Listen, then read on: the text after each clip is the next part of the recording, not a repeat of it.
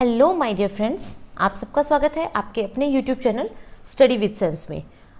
अब जो हमारा आज का टॉपिक है वो है कर्टेलिंग मिसलीडिंग फूड एड्स। अब मिसलीडिंग फूड एड्स क्या होती है? आपने देखा होगा कि आजकल जो फूड कंपनीज़ हैं या जितने भी फूड चेन्स हैं उनका जो है प्रोडक्ट की सेलिंग को बढ़ाने के लिए अजीब अजीब सी ऐड बनाते हैं। मतलब एक से बढ़कर एक उनका आपस में कंपटीशन चला होता है। तो वो जो एड्स हैं वो दिखाते कुछ और है, ऐड में ओरिजिनलिटी में फूड प्रोडक्ट में होता कुछ और है। तो इन सब चीज़ों को जब गवर्नमेंट ने देखा या फिर अथॉरिटी ने देखा तो उन्होंने सोचा कि इनको कहीं ना कहीं कंट्रोल करने की रिक्वायरमेंट है, क्योंकि हर कोई इंसान जो इन एड्स को देख रहा है उनको इतनी समझ नहीं है कि वो इनके बीच में डिफ्रेंशिएट कर सके। तो इस चीज़ को ध्यान में रखते हुए गवर्नमेंट ने क्या किया, अथॉरिटीज़ को ऑर्डर दिए कि आप ये जो मिसलीडिंग फूड एड्स हैं इनको कंट्रोल कीजिए। अब न्यूज़ में क्यों था कि रिसेंटली FSSAI जो food safety and standard authority of India है, उन्होंने ये जो मिसलीडिंग ऐड है या ऐसे फूड ऑपरेटर्स जो ऐसी मिसलीडिंग ऐड को पब्लिश करवाते हैं उनको नोटिस दिया है। किसके थ्रू? जो उन्हें लाइसेंस इशू करती है उस अथॉरिटी के थ्रू। तो आपको बिल्कुल नॉर्मल लैंग्वेज में समझाती हूँ। FSSAI ने देखा कि एड्स चल रही हैं ऐसी, तो FSSAI ने क्या पकड़ा कि जो उन फूड ऑपरेटर्स को उस फूड से रिगार्डिंग लाइसेंस देता है, यानी लाइसेंसिंग अथॉरिटी।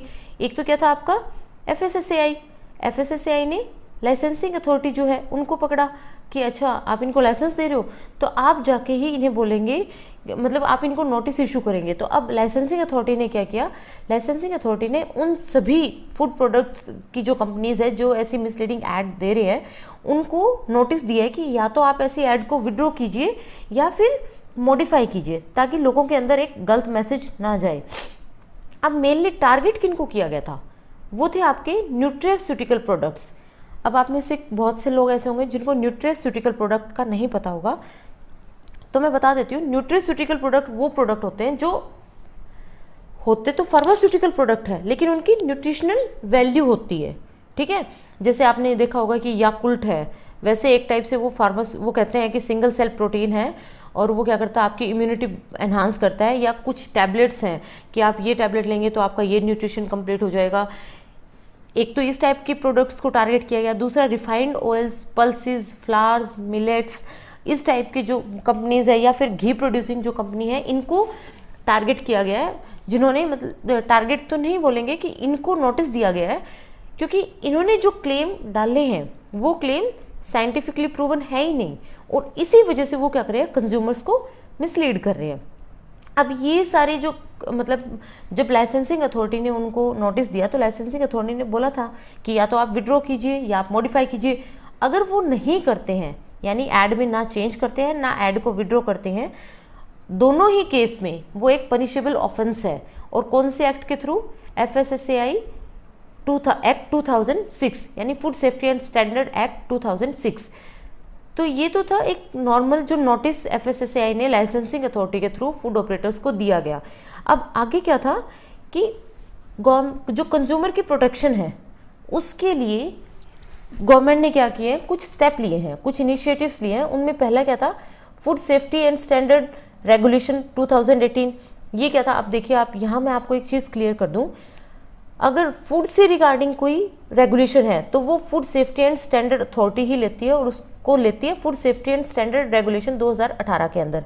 लेकिन फूड को छोड़ के किसी और प्रोडक्ट की या सर्विस की या गुड्स की अगर कोई बात कर रहा है तो वो central consumer protection authority CCP regulations है, उनके अंडर होता है। इसके बाद में है केबल टेलीविजन नेटवर्क रूल्स 1994। मतलब कि आप इसके अगेंस्ट, मतलब इस एक्ट के थ्रू भी आपको पनिशमेंट दी जा सकती है, क्योंकि आप ऐड को कहीं ना कहीं टीवी पे ही तो डाल रहे हैं।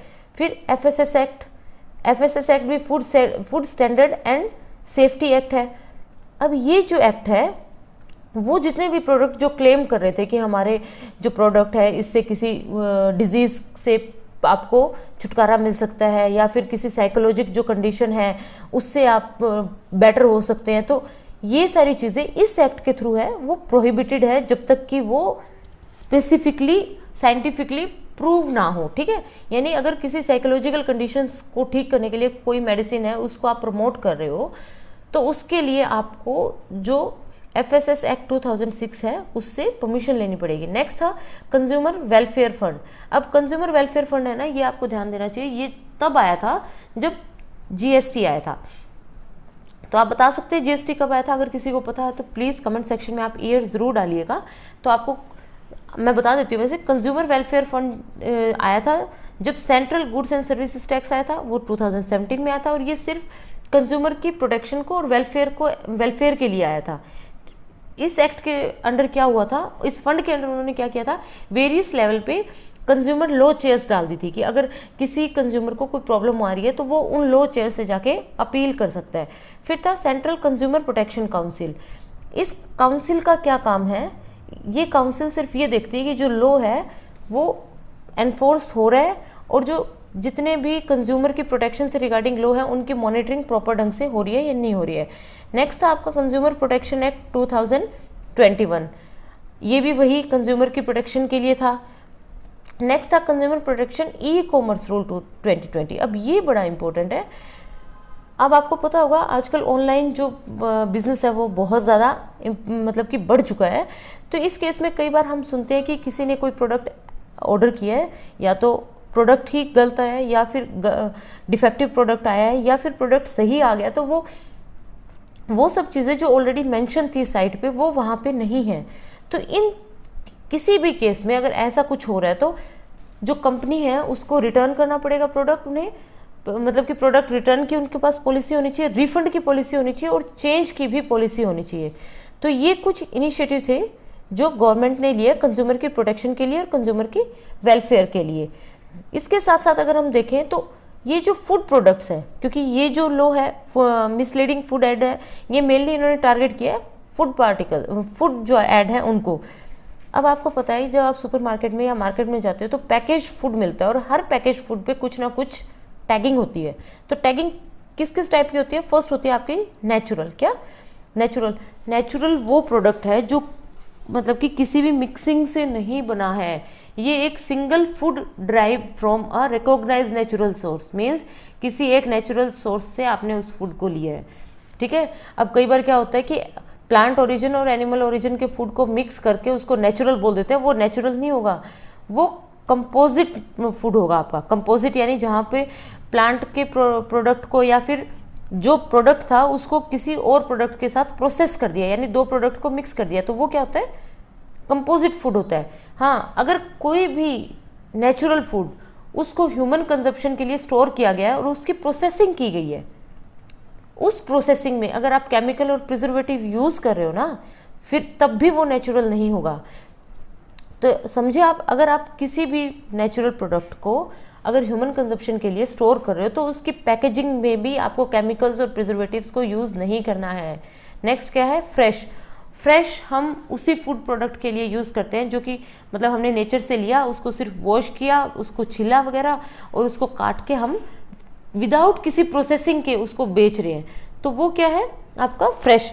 हाँ, कई बार क्या करते हैं हम देखते हैं कि फ्रेश वेजिटेबल्स हैं क्या वो फ्रोज़न फॉर्म में, तो वो भी फ्रेश नहीं होंगे, उनको हम बोलते हैं अगर फ्रोज़न फॉर्म है किसी भी फ्रेश पार्टिकल की तो उसको बोलते हैं फ्रेशली फ्रोज़न या फ्रोज़न फ्रॉम फ्रेश, वो फ्रेश कैटेगरी में नहीं आएगा।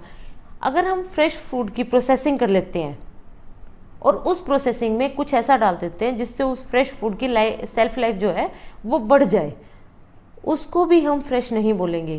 तो अब आपको समझ आ गया कि फ्रेश वही है जो हमने डायरेक्ट नेचर से कंज्यूमर को प्रोवाइड किया है। उसके बाद में आता है प्योर। अब फ्रेश में और प्योर में बड़ा कन्फ्यूजन होता है कई बार। प्योर क्या है, ये सिंगल इंग्रेडिएंट फूड है जिसमें कुछ भी ऐड नहीं हुआ है, और मतलब कि सिर्फ ऐसी कंटेमिनेशन जिनको हम अवॉइड नहीं कर सकते उनको छोड़ के उसमें कुछ भी ऐड नहीं है, उसको हम प्योर बोलते हैं। ठीक है। अब कंपाउंड फूड जो होते हैं यानी कि एक से ज़्यादा जो मिक्सचर हैं उनको हम प्योर कभी नहीं बोलते हैं। अगर किसी ने केमिस्ट्री पढ़ी है तो उनको पता होगा कि प्योर मिक्सचर क्या होता है, कंपाउंड मिक्सचर्स क्या होते हैं। तो वही यहाँ पे है कि अगर एक सिंगल फॉर्म में है तो वो प्योर है, अगर मोर देन वन फॉर्म में है तो वो कंपाउंड है। उसके बाद में आता है ओरिजिनल।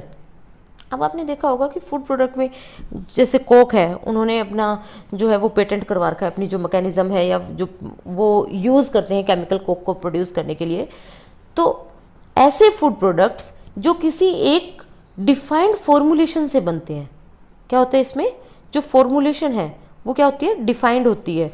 तो ऐसे प्रोडक्ट्स को हम बोलते हैं ओरिजिनल, क्योंकि ये वर्ल्ड में कहीं भी बन रहे हो उनका जो बनाने का फॉर्मूला है वो सेम रहेगा, जो उनकी ऑथेंटिसिटी है, जो उनकी ओरिजिनलिटी है वो सेम रहेगी, तो इसी वजह से उनको बोलते हैं हम ओरिजिनल। दूसरा होता है न्यूट्रिशनल क्लेम। अब ये मैं आपको बताऊं, फॉर एग्जांपल मैंने एक घर में बिस्किट बनाया, एक बिस्किट फॉर एग्जांपल पार्ले जी का बन रहा था, तो मैंने ऐड डाल दी कि मेरा जो बिस्किट है उसका जो न्यूट्रिशनल वैल्यू है वो उतनी ही है जितनी पार्ले जी की है। अब मेरी ऐड डालने से कुछ नहीं होगा जब तक मैं उसको प्रूव ना करूं। तो न्यूट्रिशनल क्लेम में क्या है कि अगर मैं किसी प्रोडक्ट के साथ कंपेयर करके अपना प्रोडक्ट मार्केट में डाल रही हूँ तो मेरे पास एडिक्वेट प्रूफ होने चाहिए कि जितना न्यूट्रिशनल वैल्यू एक्स प्रोडक्ट से मिल रही है उतनी ही न्यूट्रिशनल वैल्यू मेरे प्रोडक्ट से मिल रही है। तो ये सब थे आपके वेरियस फूड पैकेजिंग के ऊपर टैग्स। एक इसमें मैं आपको और बता दूं, आपने कई बार देखा होगा जब आप मार्केट में कोई चीज़ खरीदने जाते हैं तो उनमें ग्रीन और रेड कलर की टैगिंग भी होती है, वो आप मुझे बताएंगे किस लिए होती है। उसके साथ साथ अगर कोई फूड पार्टिकल या फूड प्रोडक्ट ट्रांसजेनिक वे से बन के आया है, यानी कोई चिप्स बन के आई है और जेनेटिकली मॉडिफाइड पोटैटो से बन के आई है, तो उस चिप्स के पैकेट के ऊपर मेंशन करना ज़रूरी है कि ये जो चिप्स है ये ट्रांसजेनिकली प्रोड्यूस्ड पोटैटो से बनी है। ठीक है, तो ये सब आपको समझ आया। इसमें एक चीज़ मैं बता दूं, अब वे फॉरवर्ड क्या है कि कंपनीज जो है जो फूड बिजनेस में है उनको क्या है कि उन्हें अपने क्लेम्स जो वो दिखा रहे हैं अपनी एड्स में उनको प्रूव करना है, टेक्निकली भी और क्लिनिकली भी। एक तो ये इसमें हो सकता है कि अब क्या करे कंपनीज जो फूड आपके फूड ऑब्जर्वर, ये जो अपनी फूड कंपनीज है वो क्या करे, वो अपने क्लेम्स जो है वो दिखाए ऐड में, कोई इशू नहीं है दिखाए, लेकिन वो बताएं कि ये जो क्लेम्स है ये टेक्निकली और क्लिनिकली प्रूवन है। ठीक है, एफएसएसएआई ने ये भी बोला है कि स्टेट अथॉरिटीज़ के साथ, एफएसएसएआई ने स्टेट अथॉरिटीज़ के साथ मिलकर कुछ जो फूड बिजनेस ऑपरेटर्स है उनका सर्वे किया, तब एफएसएसएआई ने ये चीज़ ऑब्जर्व की कि हमें वहाँ पे बेटर जो एडमिनिस्ट्रेशन है एफएसएसएआई एक्ट की और एनफोर्समेंट है जो लॉज की, वो मतलब कि देखनी पड़ेगी, क्योंकि कहीं ना कहीं जो फूड बिजनेस ऑपरेटर है उनकी इस गलती के पीछे सबसे बड़ा रीज़न था कि लॉज की एनफोर्समेंट नहीं हो रही थी या एडमिनिस्ट्रेशन जो है एफएसएस एक्ट की वो इतनी ज़्यादा अप टू डेट नहीं है। सबसे मतलब लास्ट और सबसे मेन रीज़न क्या है, मतलब कि वे फॉरवर्ड इसमें क्या हो सकता है कि अगर कोई एक्स प्रोडक्ट खाने से किसी ह्यूमन बीइंग को या किसी यू कैन से कि ग्रुप ऑफ ह्यूमंस को इंजरी हो जाती है या डेथ हो जाती है, तो वो जो कंपनसेशन है वो उसकी लिमिट बहुत ज़्यादा इंक्रीज करनी चाहिए, प्लस उस फूड प्रोडक्ट को जो टेस्टिंग लेबोरेटरीज है, फूड टेस्टिंग लेबोरेटरीज हैं, उन फूड टेस्टिंग लेबोरेटरीज के लिए एडिक्वेट इंफ्रास्ट्रक्चर होना चाहिए ताकि वो फूड क्या है उन फूड टेस्टिंग लेबोरेटरीज के थ्रू पूरा अपने प्रोसेसिंग के बाद ही बाहर आए, ताकि पता चले कि उसमें क्या प्लस पॉइंट्स है क्या नेगेटिव पॉइंट्स है। तो आई थिंक इस वीडियो में मैंने ये जो टॉपिक है ये पूरा कवर करने की कोशिश की है।